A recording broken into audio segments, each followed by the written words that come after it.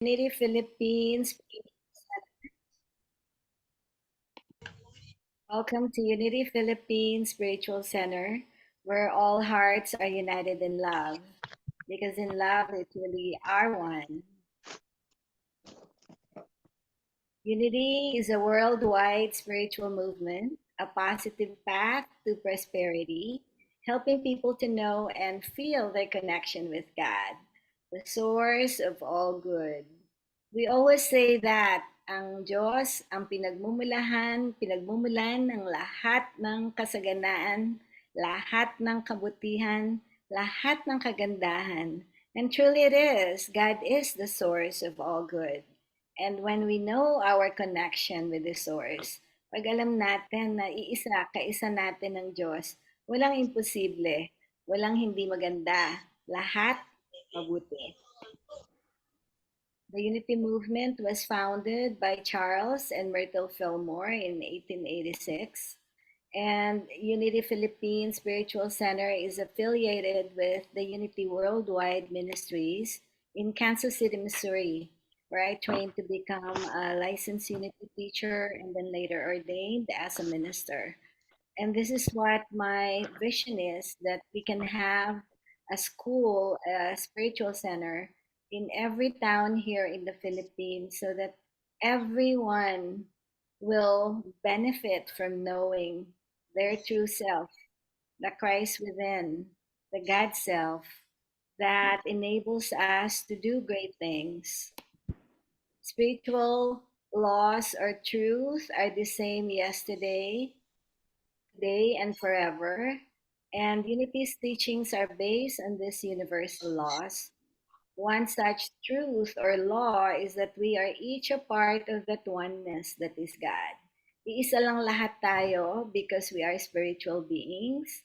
Maaring magkakaiba tayo sa ating personality, sa ating katauhan. Our physical self looks different, but in spirit, we're just all one. And we are part of that oneness that is God.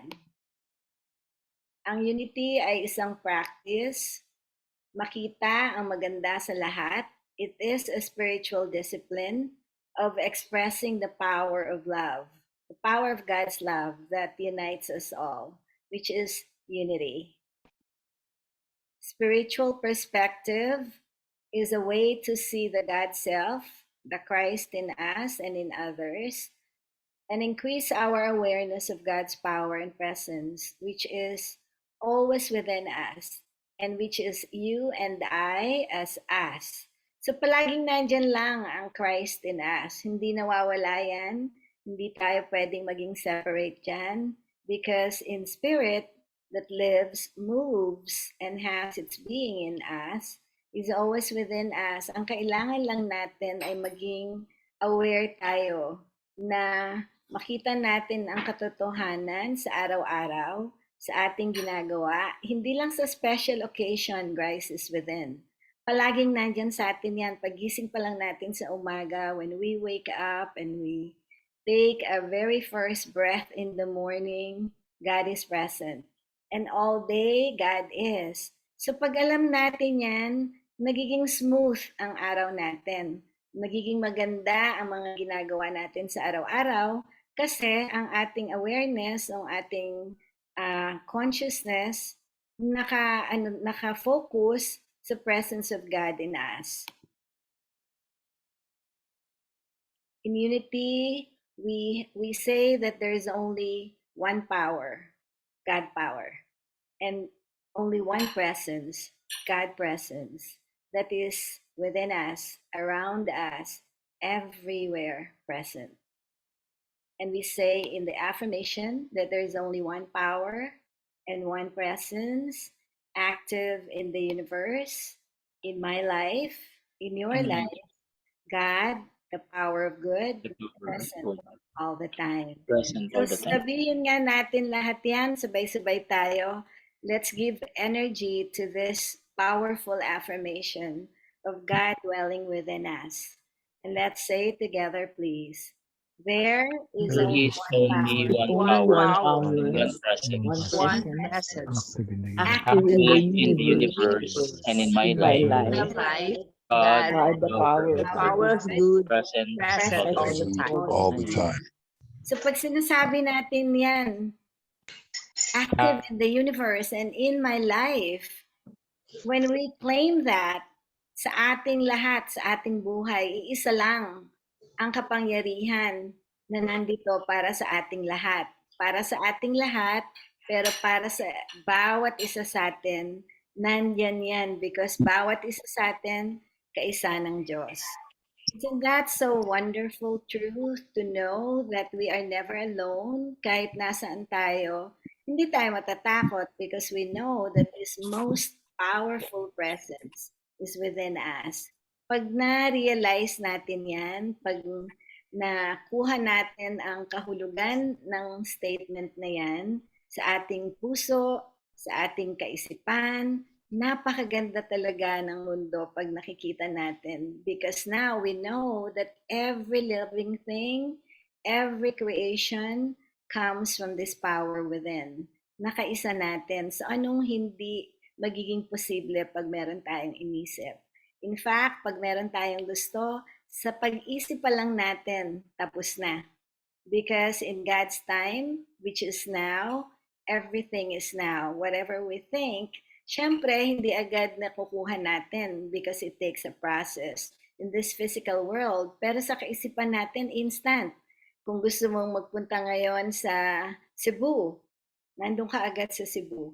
Pag nag-imagine ka ng pinakamagandang experience, nandun ka agad. Nakasama mo yung loved one mo, kahit wala sa katabi mo. Just the thought of being with the person brings you instantly with that person. That's how powerful God's power of imagination within us. Napakaganda pag naisa-isa natin kung gaano kahalaga, gaano katibay ang bawat isa sa atin pag alam natin na kaisa natin ang Diyos. And so we sing along with this song that tells all about this one power that is the love, the wisdom, the faith, all that is created that we see every day, and it makes it so practical to know na iisa lang talaga ang Diyos para sa ating lahat, na nasa ating lahat.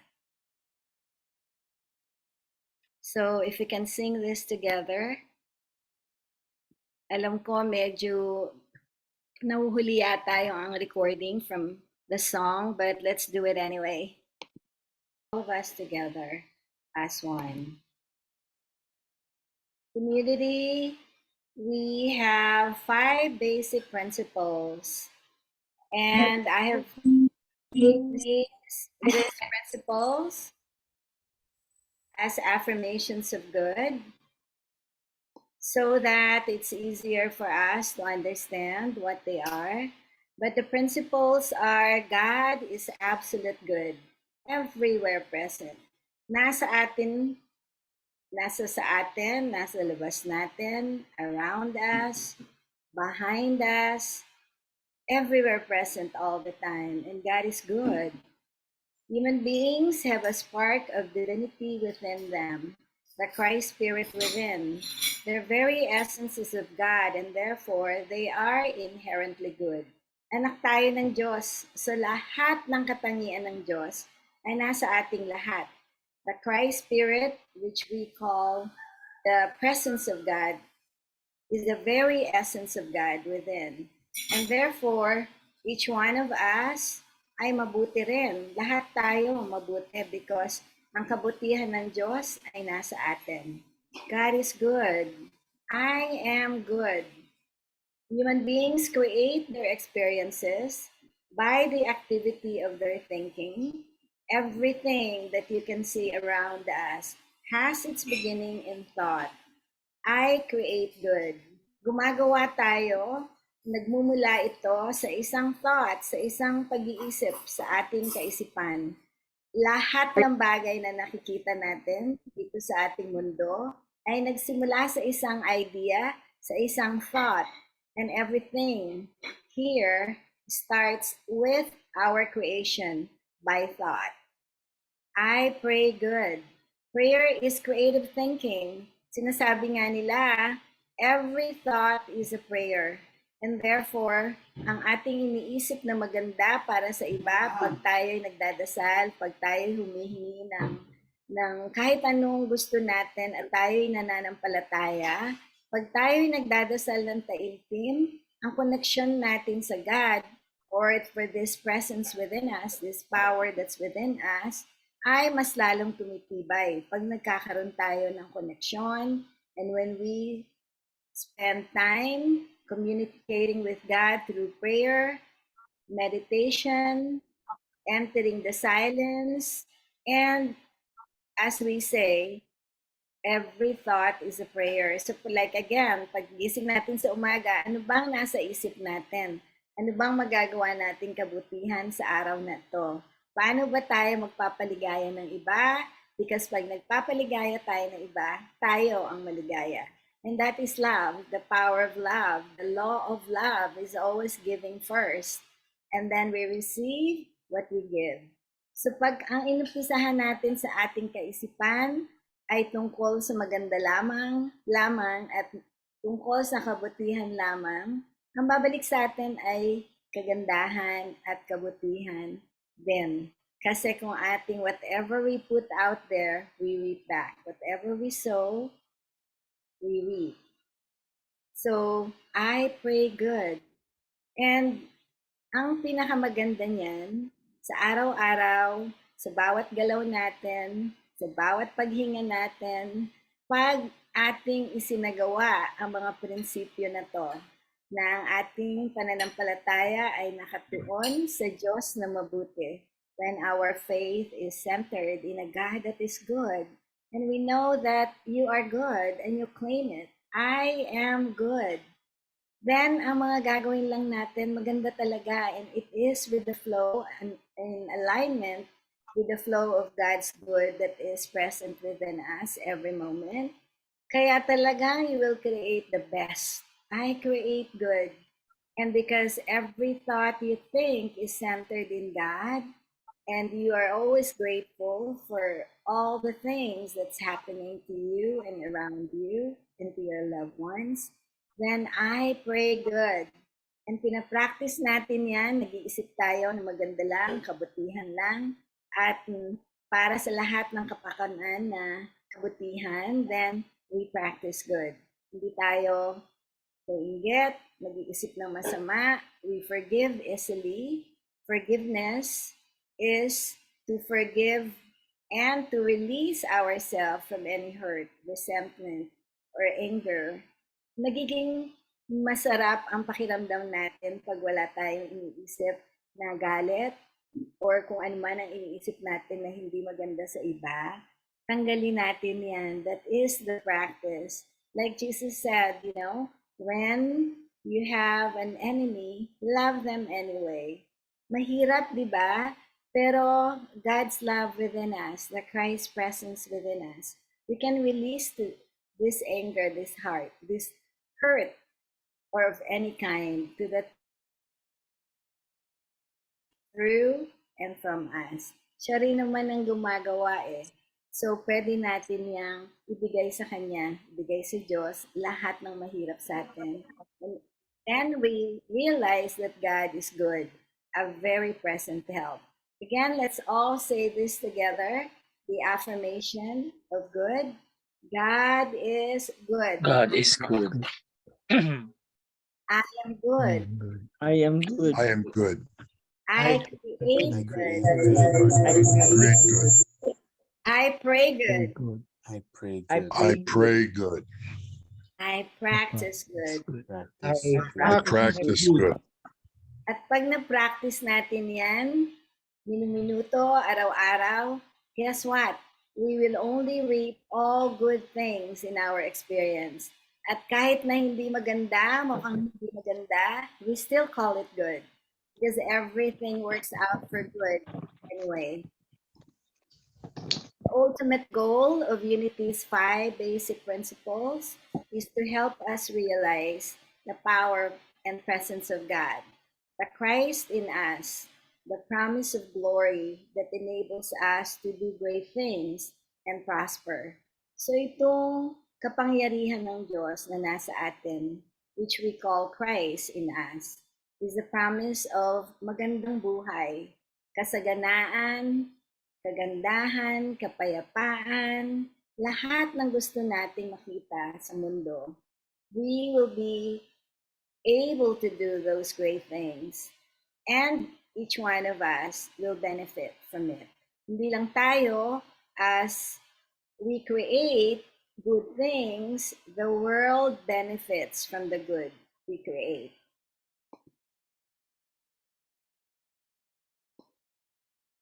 Charles Fillmore, co-founder of Unity, said this about Jesus.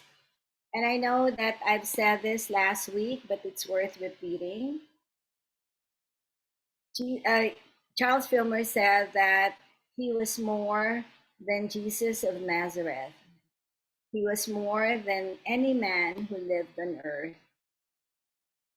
He was more than a man as we understand the appellation in its everyday use, because there came into his manhood a factor to which most men are strangers, and this factor was the Christ consciousness. So si Jesus is more than a man dahil siya ang nagkatawang tao at pinakita sa atin kung gaano ang kabutihan ng Diyos at ang pag-ibig ng Diyos para sa ating lahat. And when we can understand that si Jesus, alam na alam niya kung ano itong Diyos na nasa kanya. And this factor was the Christ consciousness that we want to awaken in every one of us. The emergence of our pure self that is within us, that we can express every day, every moment. And hindi ito imposible kasi nandiyan na sa atin eh. Kailangan lang magising tayo na, wow, nasa akin ang kapangyarihan at kagandahan at pag-ibig ng Diyos nasa akin. This factor is the Christ that is within. Within you, within me, within all of us. Christ is not the last name of Jesus. Kasi nung panahong yon, walang last names. Christ is simply the Hebrew word meaning Messiah or Savior. Christ is not a name, but the identification of potentiality in man that Jesus discovered and released. Jesus demonstrated the divine dimension of man, the indwelling Savior of every person. Peter saw this dimension in Jesus and indicated an awareness of this power of the Christ as the divinity of man. And he said, Christ in you, the hope of glory. Thus, he is referred to as Jesus Christ in the same manner that historians refer to Alexander the Great and Richard the Lion-Hearted. So, ang Christ, hindi ito last name. This is the identification of potentiality in man, the divinity, the divine dimension of man. So, tayong lahat, meron yan. You are Pong Christ, Rudy Christ, Mario Christ, Matthew Christ. Every one of us can be called the Christ. And we can demonstrate this Christ presence within. Katulad ng ipinakita sa atin ni Jesus, kung paano magmahal, kung paano mag-forgive, kung paano gumawa ng mga bagay na nakakaangat ng buhay, nakaka-heal for us and every one of us, because we have the indwelling Savior of every person in God. So napakaganda talaga ng ipinakita ni Jesus sa atin. Jesus said, God is spirit, and they that worship Him must worship in spirit and in truth. Spirit comes from a Latin word, spiritus, that means to breathe, to blow, to live. Spirit then is a life principle, the divine breath which God is breathing out as man and as the universe. The word spirit implies unformed, unspecialized, unrestricted, limitless. The true self of you, of us, the Christ, is the spiritual man and the individualization of God. You are the presence of God at the point where you are. Thus, it is true of you as it was of Jesus. I and the Father are one, Jesus said. And you can say that for yourself as well. I and the Father are one because you are an individualized part, but the whole is always present in the part. You can never be separated from God because you are an expression of God, the very livingness of God. Thus, God is within you as you. When Jesus said, worship in spirit, he was not defining God as spirit because God cannot be defined. What Jesus was trying to do is to take our mind off the thought that God is in the heavens up there and separated from us. Sinasabi ni Jesus na ang Espiritu ng Diyos nasa inyo.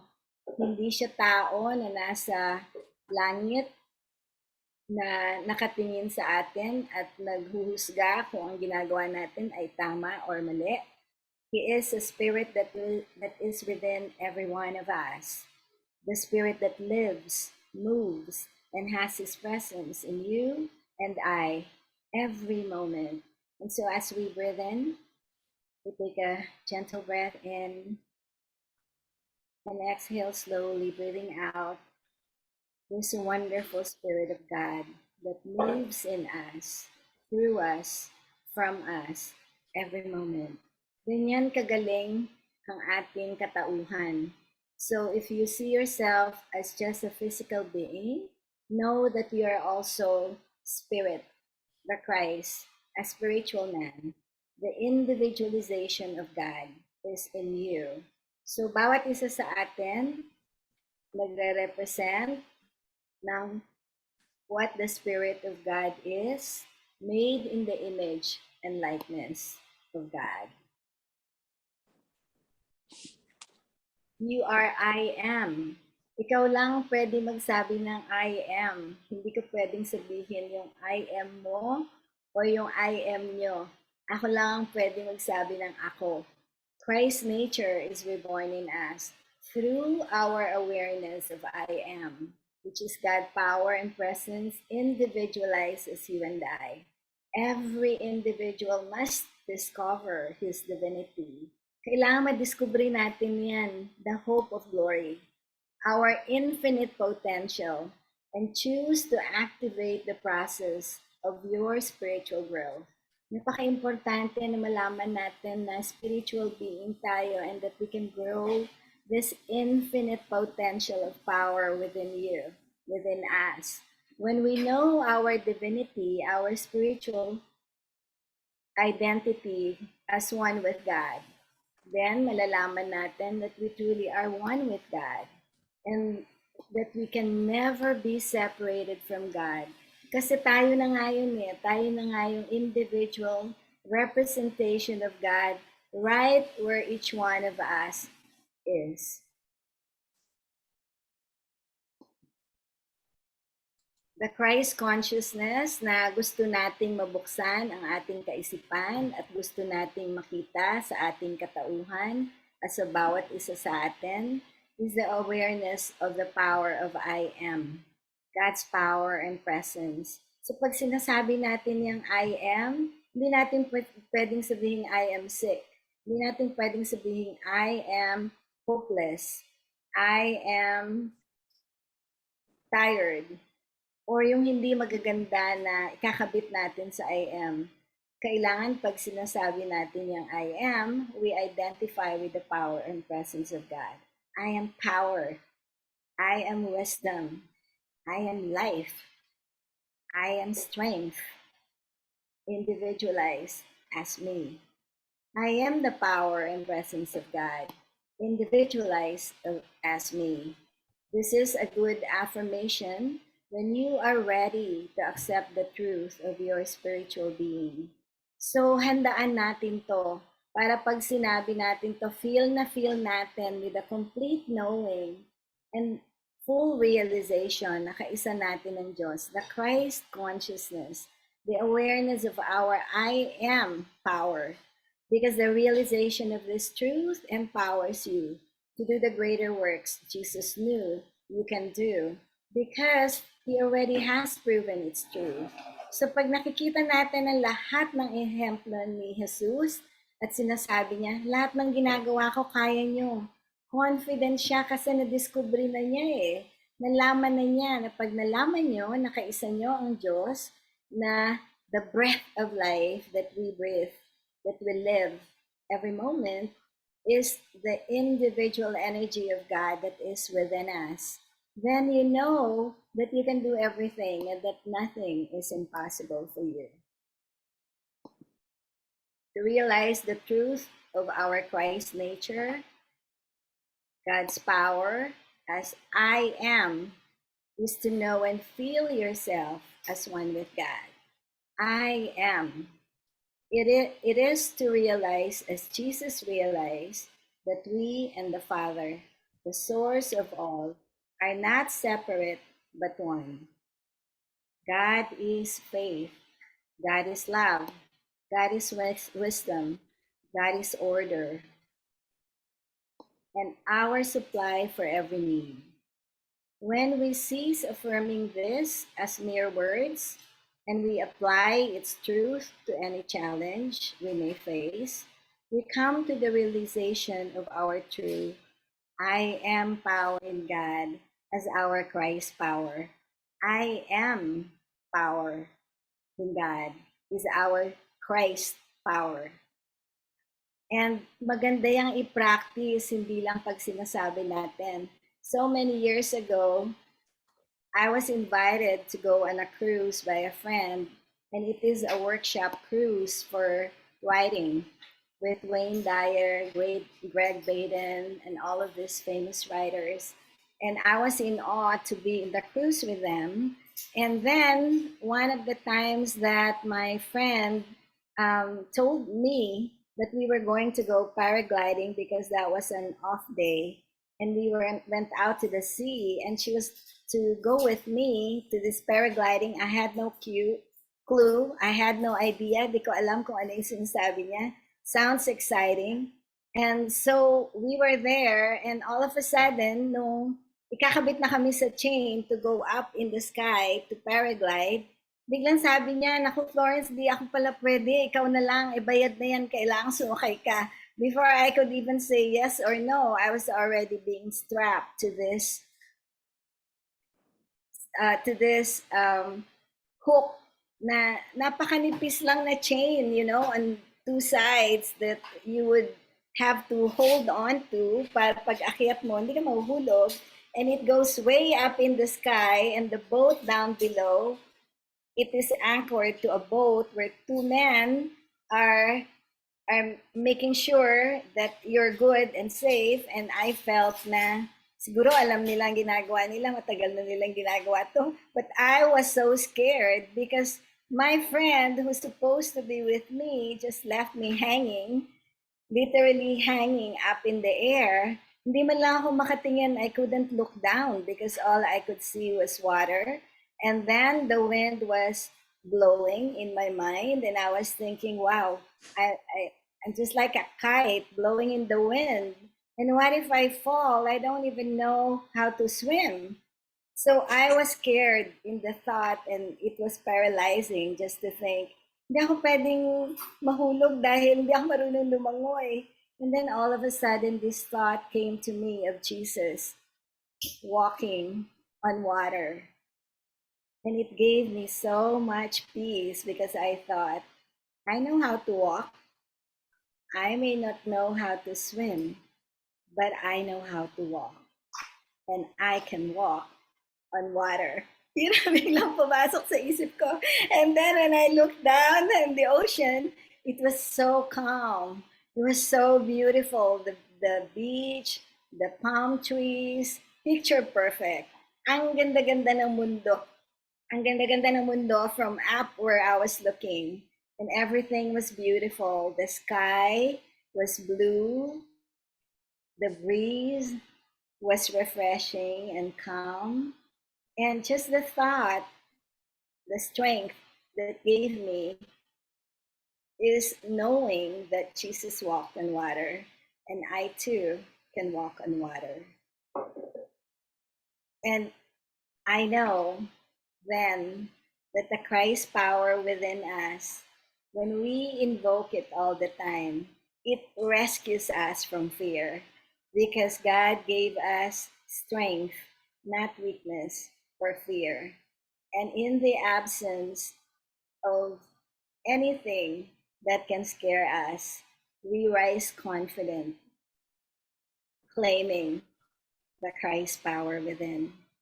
And I invite everyone when they face a challenge this week, something that can scare you and paralyze you, to not do what you think you can do, whether that is getting better from and getting healed from any kind of sickness or illness, whether it's financial troubles where you don't know where to get your supply, whether it is a relationship issue that concerns you, claim the Christ power within, which is love, faith, wisdom, strength, order, and of course, give thanks. Because right there and there, when we give thanks, we go straight to faith and we go straight to divine order that we can appreciate because everything then falls into place. Thank you, God. Thank you, God. And everything is already in us. We don't even have to reach for it. Kailangan lang magising tayo. We just have to awaken to this power and presence within. And it is present right here, right now. Again, through the practice of these principles, God is good. I am good. I create good. I pray good. And I practice the Yes, Christ good. presence within, which is all good. I practice the I am power, which is your Christ power. In everything that you may face this week, and you will see that everything flows smoothly, with ease, with grace. Thank you, God. As our spiritual blessings in Christ, we love you, we bless you, we appreciate you, and we behold the Christ in every one of you, as you. Namaste. Namaste. Thank you, God, and our Unity Prayer Protection, which also affirms who and what we are in God. The light of God surrounds us. We are the light of God. The love of God enfolds us. We the love. are the love of God. Let's say this together, please. The light The light of God light of God surrounds surrounds us. us. We are the light of We God. are the We light are of the light. God. The The love love of of Love God of God God enfolds enfolds us. We We are are the the love love of The The love love of of God. God. the power of The God. Power of protect God God protects protects us. us. We are the The power. power of God. The presence of And the God presence of God watches over Presence of us. God watches watches over us. over us. We are the We are Wherever we the are. presence of God. Wherever we are. Wherever we are, God is, God and is, all is and well. all All is is well. well. Thank you, God. Thank you, Thank you, God. God. And all is well. Wouldn't you agree that when you have the Christ power within you, whatever challenge you may face, all is well? For God is in you, and God and you are one. I am is my Christ power.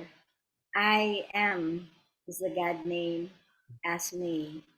I am is where God is at this point where I am right here, right now. You are the presence of God. You are the light of God. You are the power of God. And in this Christ consciousness, all of the power of God is individualized as you. Isn't that beautiful to think na lahat ng katangian ng Diyos, katangian nyo rin.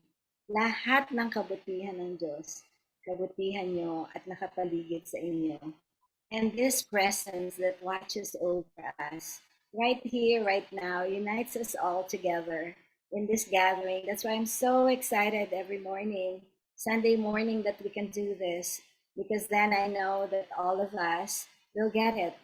When two or more are gathered, mas madaling maintindihan, mas madaling makita, at mas madaling i-practice, because then we know that each one of us is going to be practicing this Christ power within this whole week, right? And then you know that you are not alone, that we are all together in this practice, that we are here to represent, to do the work of service that we are called to do, because the Christ power within supplies us with Lawrence. purpose. Our main purpose is to be the Christ that you are, to wake up to that awareness of your Christ power, to know that this Christ within you is the presence of God that makes you ever one with God, never ever separated. For in spirit, in Christ's power, in your I am power, God is present. If we can remember that all the time, especially when you're experiencing some healing, because God is life, and God life in us is always whole, is always well, is always perfect. In Robert's healing, which is really quick and remarkable, I see him as whole, perfect, and well, no matter what the condition, no matter what the appearance that he has right now. And he tells me, payat-payat ko na, nawala na lahat ng muscle ko, nawala na yung ano ko, pagkagwapo ko. And I would say, okay lang Dad, the Christ power is within you. You are whole, you are well, you are perfect, and it is manifesting as a new you, whole and perfect, healthy and well. And we can say that for ourselves. I am whole, I am well. Just like I have told you, my favorite song is Every Little Cell in My Body is Happy. Every little cell in my body is well. Every little cell in my body is whole, happy, healthy, and well. If you can sing that, if you can rap it, if you can dance to it, and just be in the awareness that every little cell in your body, God is present. Thank you, God. Thank you, God. So let's sing our song that makes us an instrument of peace in the world. And it begins with you and me. Let there be peace on earth, and let it begin with me. Let there be peace on earth, the peace that was meant to be. With God as Creator, united all are we. Let us walk with each other in perfect harmony. Let peace begin with me. Let this be the moment now. With every step I take, let this be my joyous vow. To take each moment and live each moment in peace eternally. Let there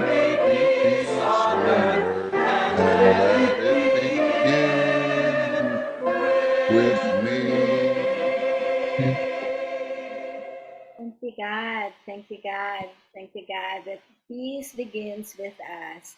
And we have a choice to begin each and every morning with the peace that is God, with the power that is Christ within us.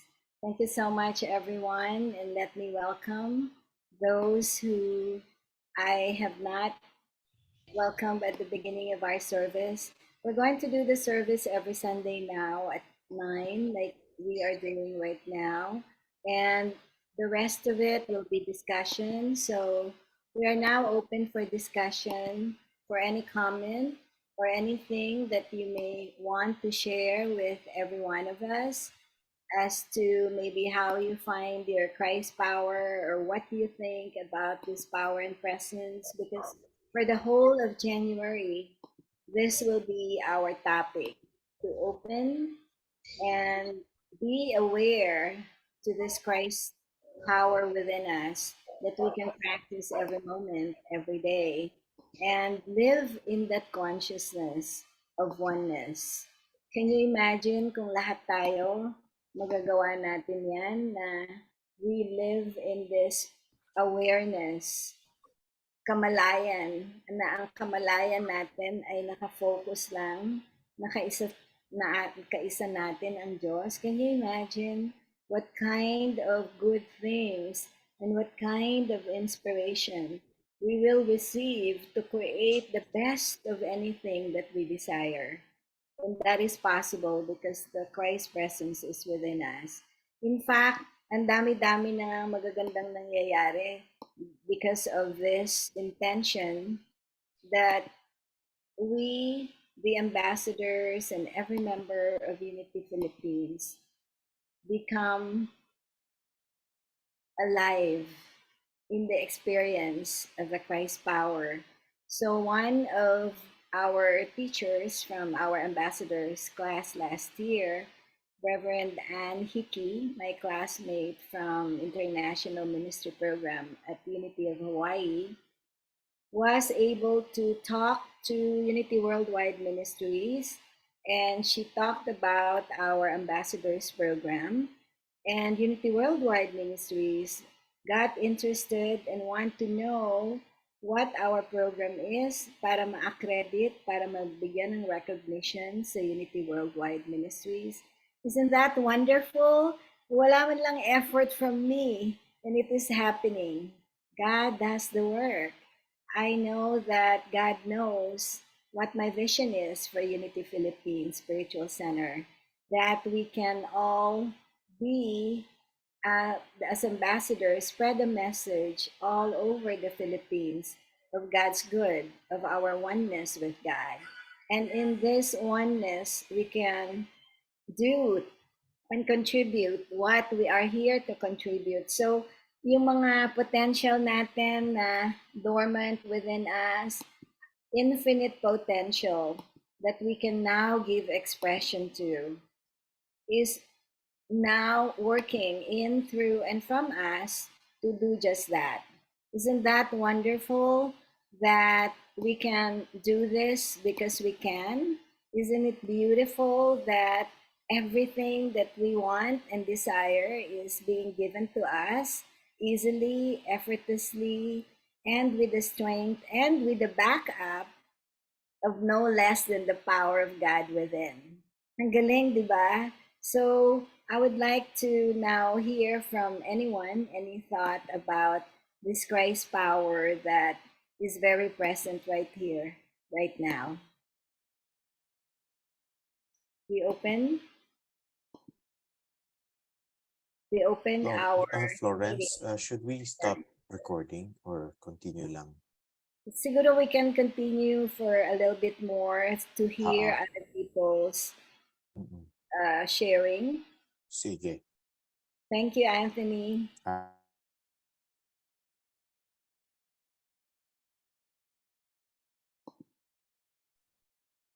I think I so saw happy. Dr. Rowe raised her hand. Ewan ko lang Yes, kung- please.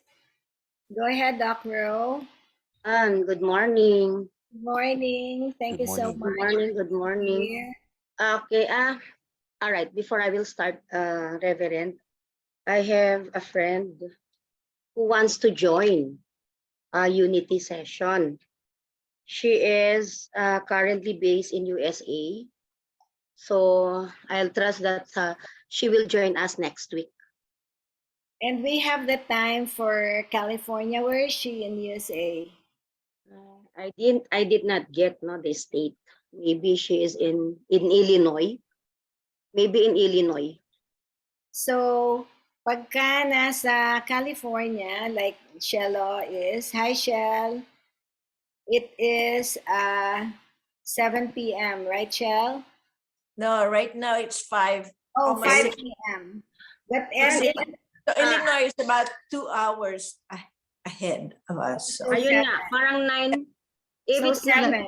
Reverend, Seven. it's 9 a.m. here. Parang 8 p.m. yata sa kanya. I will check. 7. 7. I Yes. think, Edith, saan ka? Di ba you're in Texas? Yeah, pareho sa akin, Central Time. Pareho kay Edith, 7 p.m. Central Time ang Illinois. 8, I do not know kung Illinois siya. She did not mention the state. Pero sabi niya dito, if it's Sunday, 9 a.m. in the Philippines, my state time is 8 p.m. Saturday night. Saturday. Okay, Saturday. Yes, because we are ahead by 1 day. And Ayun. so that is beautiful because when I go back to the States, then I will be in a different time zone with you guys. And it doesn't make a difference because Yeah, wherever we are, Reverend, when are you coming to, when are you going back to USA? we plan to go back in the beginning of March, first week of March pa naman. Is it possible that I will bring ako na lang, I will just pay for the what's this one? Parang freight doon. I will give her a book kasi. Parang ganyan. Yeah, you just give it to me and I'll send it to her. Yan, ganyan. Yeah, and we're going to meet before I leave. We're going to have, in fact, I want to have a meeting with every one of you. So, Anthony, pwede i-off na natin ang recording. Okay, we'll stop And recording. we can edit it anyway later, di ba? Para stop natin. Yes, stop na natin ang recording, ha? All right. Okay.